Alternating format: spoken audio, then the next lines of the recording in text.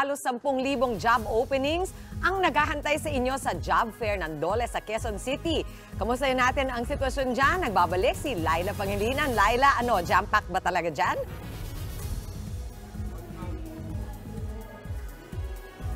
Yes, jam-pack na jam-pack, Mami Chiki, at sa lahat ng mga nasa studio, good morning, kapatid! Nako, handa na ba ang resume ng lahat? Yan ang tanong ko kasi alam nyo, dito sa Quezon City, ngayong Labor Day, kinasa na ang month-long job fair nila. Matyagang naghintay ang mga aplikante dito sa Risen Garden para makapag-apply sa 100 local at overseas employment opportunities. Katumbas po yan ng 9,000 trabaho ayon sa Quezon City LGU at Dole. Kabilang sa mga naghahanap ng mga bagong empleyado rito ay mga hotel, BPO, fast food, factories, career services at iba pa. Para sa mga naghahanap naman ng trabaho sa abroad, meron din yan. Marami pong bakante sa manpower services at mga ospital na hiring ng nurses.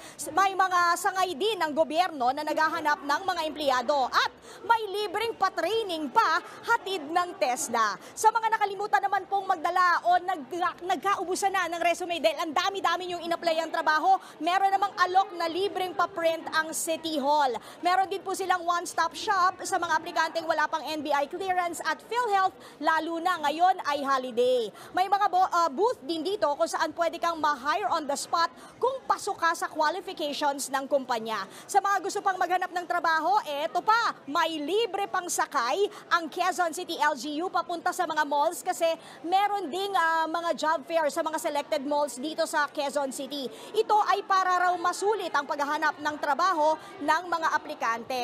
Mami Chiki at sa lahat ng mga nasa studio, alam nyo ang bongga talaga kasi kanina namigay din ang food cart negosyo package para sa ilang benepisyaryo ng tupad ang Dole. At dahil nga mainit ang panahon, nako, eto may mga naka-standby na rin na medics dahil inaasahan mamayang bandang 1 p.m. aakyat sa 42 degrees Celsius ang heat index dito sa Quezon City. Kaya naka-standby sila sa kaliman, may mahilo o may mahimatay habang naghahanap ng trabaho. At eto lang kapag kayo'y nakahanap ng trabaho, may isa pang booth dito kung saan pwede kayong mag-picture. Ayan, nakalagay, hindi na palamunin at hello, I'm hired. Ayan, so mag-picture-picture na rin kayo kapag nakahanap na kayo ng trabaho. Yan muna pinakahuli dito.